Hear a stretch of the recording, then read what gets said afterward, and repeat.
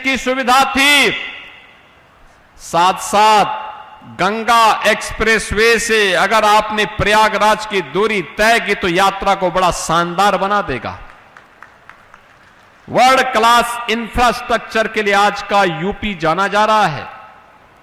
देश के अंदर सर्वाधिक एक्सप्रेसवे का प्रदेश, सबसे अधिक एयरपोर्ट का प्रदेश, सबसे ज्यादा इंटरनेशनल एयरपोर्ट का प्रदेश, लॉजिस्टिक के रूप में, हब के रूप में जिस प्रदेश की अपनी पहचान बनी हो, सर्वाधिक रोजगार देने वाले प्रदेश के रूप में और सबसे तेज गति के साथ अपनी अर्थव्यवस्था को आगे बढ़ाने वाले प्रदेश के रूप में अब उत्तर प्रदेश हो गया है। अब बीमारू नहीं है, रेवेन्यू सरप्लस राज्य है और भारत की अर्थव्यवस्था के ग्रोथ इंजन के रूप में आज यूपी जाना जा रहा है। बहनों और भाइयों, यह तब संभव हुआ है जब आपने यहां से अच्छे लोगों को चुनाव जिता करके भेजने के लिए कुछ कार्य किया। रितेश गुप्ता, ठाकुर रामवीर सिंह चुनाव जीते तो आज विकास की योजनाएं आ रही हैं। बहनों और भाइयों, महापौर हमारा जीता तो विकास आ रहा है। जिला पंचायत अध्यक्ष बीजेपी की जीती, विकास आ रहा है। बहनों और भाइयों, काठ में भी और मुरादाबाद देहात में भी अगर डबल इंजन सरकार के चुने गए विधायक होते और सांसद भी डबल इंजन सरकार से जुड़े हुए बीजेपी या सहयोगी दल के होते तो विकास की गति को और तेजी के साथ आगे बढ़ाने में मदद मिलती। ये सपा बसपा के लोग या कांग्रेस के लोगों का विकास का अपना विजन नहीं है। इनके विकास का मतलब तो इनके परिवार का विकास है। ये लोग अपने परिवार को ही प्रदेश मान लेते हैं और जब हमें कोई पूछता है हम लोग बोलते हैं कि प्रदेश का विकास ही हमारा विकास है। 25 करोड़ लोगों की खुशहाली हमारी खुशहाली है, 25 करोड़ लोगों का विकास ही हमारा विकास है।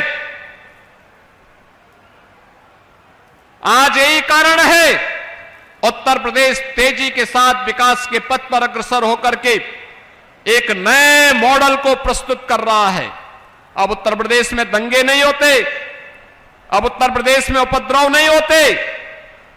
कुंदरकी के चुनाव में आपने देखा, और मैं धन्यवाद दूंगा मुरादाबाद के जनपद वासियों को और कुंदरकी वासियों को खास तौर पर, जिन्होंने तुर्क को परास्त करके साबित कर दिया कि अब बाबर का राज नहीं चलेगा, अब राम राज ही चलेगा। और राम राज के प्रतीक के रूप में आपने अपने प्रतिनिधि के रूप में ठाकुर रामवीर सिंह को चुनाव जिता करके भेजा।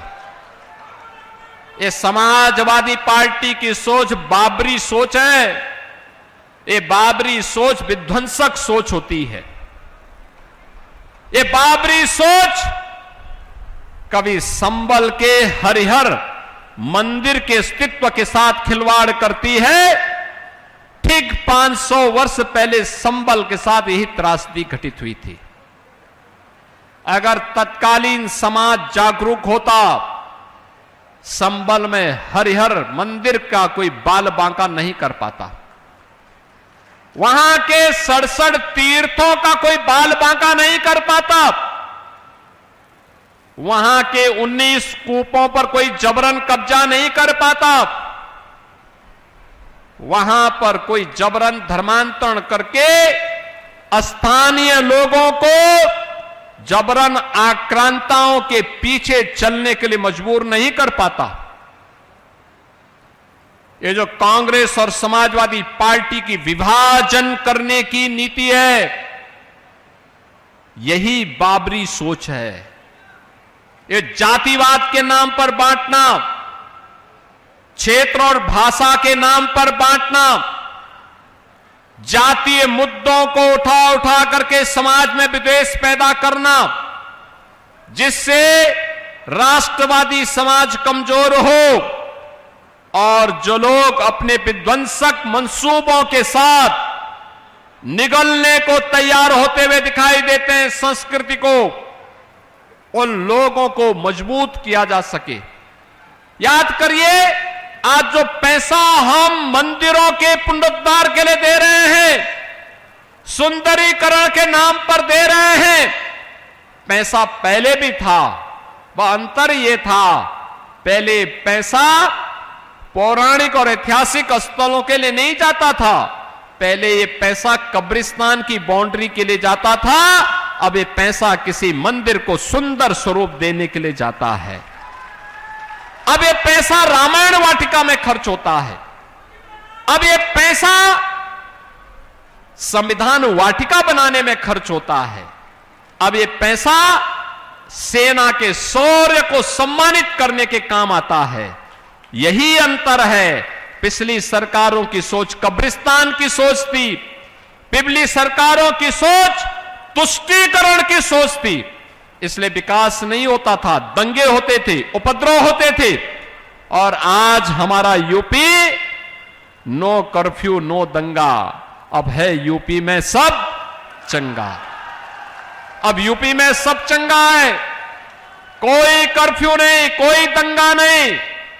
जो राष्ट्रवादी सोच का होगा वो हमारा होगा, और जो विध्वंसक सोच का होगा मारीच और सुबाओ की तरह उसकी दुर्गति सुनिश्चित है, कोई रोक नहीं सकता। और उसी के लिए हमने जीरो टॉलरेंस की नीति भी अपनाई है। कोई बेटी को छेड़ेगा, कोई व्यापारी का जबरन अपहरण करेगा, कोई नौजवान की नौकरी में सेंध लगाएगा, कोई अन्नदाता किसान के हक को छीनेगा, तो तय कर लो किस लोक में उसको जाना है। बहनों और भाइयों, मैं तो आपको आश्वस्त करने के लिए आया हूं। विकास के मुद्दे पर, विरासत को संरक्षण देने के मुद्दे पर, नौजवान के रोजगार को लेकर के, गरीबों के उत्थान को लेकर के, अन्नदाता किसानों के खुशहाली को लेकर के, और उद्यमी और व्यापारियों को एक अच्छा वातावरण, निवेश और व्यापार अनुकूल वातावरण देने के लिए ये डबल इंजन की सरकार पूरी प्रतिबद्धता के साथ काम कर रही है। और मैं इसी के लिए आपके पास आया हूं, आपसे कहने के लिए, इसी के लिए मैं आया हूं। मुरादाबाद को अपनी स्पीड को अभी इससे 4 गुना आगे बढ़ाना है। आप तैयार हैं? स्पीड बढ़ाएंगे, और स्पीड बढ़ेगी तब जब रितेश गुप्ता और ठाकुर रामवीर सिंह की तरह काठ में भी, ठाकुर द्वारा में भी, बिलारी में भी ये डबल इंजन सरकार के प्रतिनिधि चुन करके जाएंगे। तब जब वहां पर भी सभी विधानसभा क्षेत्रों में कमल खिलेगा, तभी तो मां लक्ष्मी की कृपा होगी। नहीं तो ये साइकिल तो दंगा का प्रतीक है, कर्फ्यू का प्रतीक है, लूटपाट का प्रतीक है। आप देखो कहीं भी जहां इनको मौका मिला था, इन्होंने अराजकता के सिवाय, उपद्रव के सिवाय कुछ नहीं दिया। आज धोखे में रख करके फिर ये लोग राम भक्तों को धोखा देना चाहते हैं। वर्तमान के वक्तव्यों को देख करके तो लगता है समाजवादी पार्टी के मुखिया को कुछ सद्बुद्धि आई है क्या, या धोखे दे रहे हैं, धूल झोंकने का काम कर रहे हैं। कह रहे हैं कि सरकार बन गई तो अयोध्या को चमकाएंगे। अरे अयोध्या को तो डबल इंजन सरकार मोदी जी के नेतृत्व में चमका चुकी है, वहां आपके सहयोग की आवश्यकता नहीं है। लेकिन इस सद्बुद्धि के लिए मैं आपको धन्यवाद भी देता हूं कि आपने अंततः अयोध्या को स्वीकारा है, और ये हमारी वैचारिक विजय है। देर सवेर आप भी राम नाम का संकीर्तन करते हुए दिखाई देंगे, और उन गलतियों का पश्चाताप करेंगे जो आपकी पहले की सरकारों ने जो पाप किया था, राम भक्तों पर गोली चलाने का और जय श्री राम बोलने पर लाठी डंडा भांजने का। जरूर उसके पश्चाताप करेंगे, सार्वजनिक पश्चाताप आप एक दिन करेंगे। और बहनों और भाइयों, मैंने तो कल भी कहा, मैं फिर उनसे कहता हूं, अयोध्या में हमने जितना कार्य करना था वह कार्य आज हुआ है। 4 लेन की कनेक्टिविटी, रेलवे की डबल लाइन की ब्रॉड गेज की कनेक्टिविटी, अयोध्या में इंटरनेशनल एयरपोर्ट, और एयरपोर्ट का नामकरण किया है महर्षि वाल्मीकि के नाम पर, त्रिकालदर्शी ऋषि महर्षि वाल्मीकि के नाम पर। याद करिए, अयोध्या में जितने भी रेल बसेरा बने हैं, इनका नामकरण है निषाद राज गुहा के नाम पर। और अयोध्या में जो भोजनालय है, भोजनालय का नामकरण है माता सबरी के नाम पर। अयोध्या में जहां पे श्रद्धालु स्नान करते हैं, उस नए घाट से निकलने वाली पेड़ी का नाम है राम जी की पेड़ी।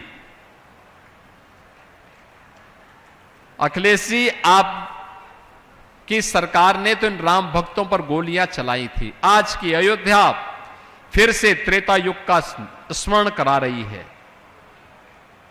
अब बारी है बांके बिहारी की, कृष्ण कन्हैया की। तुष्टीकरण से उभरिए, वोट बैंक से उभरिए, खुल करके बोलिए, मथुरा वृंदावन के बारे में बोलिए, श्री कृष्ण जन्मभूमि के बारे में बोलिए। मथुरा वृंदावन का तो हम कार्य कर लेंगे, श्री कृष्ण जन्मभूमि के बारे में बोलिए, तब हम सच मानेंगे। नहीं तो आपके झूठ सर, ये धूल झोंकने की राजनीतिक चाल पर जनता विश्वास करने वाली नहीं है, क्योंकि जनता को मालूम है कि अब समाजवादी पार्टी की साइकिल पंचर हो चुकी है, उसकी गति अब समाप्त हो चुकी है, अब उसकी चलने की सामर्थ्य समाप्त, खेल खत्म। अब जब खेल खत्म तो फिर आगे की कोई संभावना नहीं। संभावना नहीं तो आगे के बारे में स्वयं सोच रहे होंगे कि कुछ नहीं तो राम नाम का ही सहारा सही, और राम नाम का सहारा लेंगे तो इस जन्म में नहीं तो अगले जन्म में ही कल्याण हो जाएगा।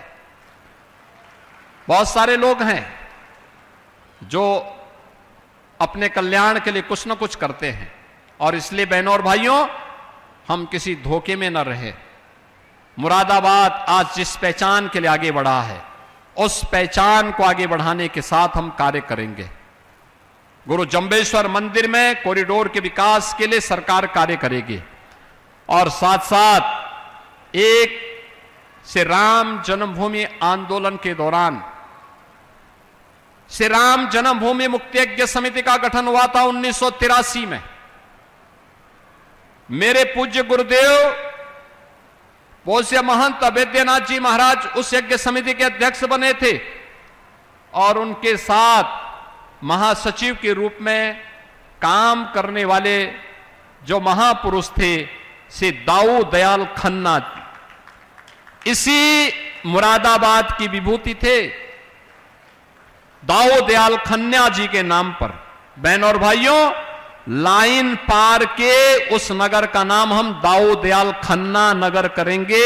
दाऊ दयाल जी की राम भक्ति के प्रति ये हमारा कृतज्ञता ज्ञापन है, और मैं उनकी स्मृति को नमन करता हूं, उन्हें विनम्र श्रद्धांजलि अर्पित करता हूं। उन्होंने श्री राम जन्मभूमि आंदोलन के अपना शेष जीवन समर्पित किया था, और मेरे पूज्य गुरुदेव के साथ महासचिव के रूप में पूरे आंदोलन में बढ़ चढ़ करके उन्होंने भाग लिया था। मैं ऐसे दाऊ दयाल खन्ना जी के प्रति विनम्र श्रद्धांजलि अर्पित करता हूं। बहनों और भाइयों, आज के इस अवसर पर मैं एक बार फिर से जो ये सैकड़ों करोड़ रुपए की परियोजनाएं, 63 परियोजनाएं आज मुरादाबाद की नगर और कुंदर की विधानसभा के साथ साथ थोड़ा बहुत देहात विधानसभा की भी योजनाएं हैं, इन सभी के लिए मुरादाबाद वासियों को, तीनों विधानसभाओं के जनता जनार्दन को अपने दोनों विधायकों को, यहां के माननीय जनप्रतिनिधियों को हृदय से बधाई देता हूं और अपनी वाणी को देता हूं विराम। मेरे साथ बोलेंगे जय जय श्री राम। जन जन की ओर से कृतज्ञता जाहिर करते हैं और इसी क्रम में मंडलायुक्त आंजनेय सिंह जी और नगर आयुक्त दिव्यांशु पटेल जी वार म्यूजियम का 3D मॉडल जनपद मुरादाबाद की ओर से माननीय मुख्यमंत्री जी को भेंट कर रहे हैं और जिलाधिकारी डॉक्टर राजेंद्र पेंसिया जी मां काली की मूर्ति माननीय मुख्यमंत्री जी को भेंट कर रहे हैं शत्रुओं के विनाश के प्रतीक के रूप में। और हम कृतज्ञ हैं, आभारी हैं इस समारोह में माननीय मुख्यमंत्री जी के आगमन के लिए, उनके ऊर्जावान उद्बोधन के लिए। हम प्रत्येक जनपदवासी की ओर से उन्हें ये विश्वास दिलाते हैं कि जो अपेक्षाएं उन्होंने हमसे रखी हैं उसे 100% पूर्ण करने के लिए हम सदैव प्रयासरत रहेंगे। प्रदेश का नेतृत्व आज जनपद मुरादाबाद में हम सब के बीच पहुंचा है। हम आभार व्यक्त करते हैं, धन्यवाद करते हैं माननीय मुख्यमंत्री जी का। आज देश सेवा, सुशासन, सुरक्षा और विकास की गंगा में गोते लगा रहा है और हम इसके साक्षी हैं। विकसित भारत, विकसित उत्तर प्रदेश, जब विकसित राष्ट्र बनकर भारत खड़ा होगा तो अग्रिम पंक्ति में उत्तर प्रदेश खड़ा होगा। ये है हमारे विकास की बयार, ये है हमारे उत्तर प्रदेश का विकास। और इसी के साथ ये कार्यक्रम यहीं पर संपन्न होता है। आप सभी से विदा चाहते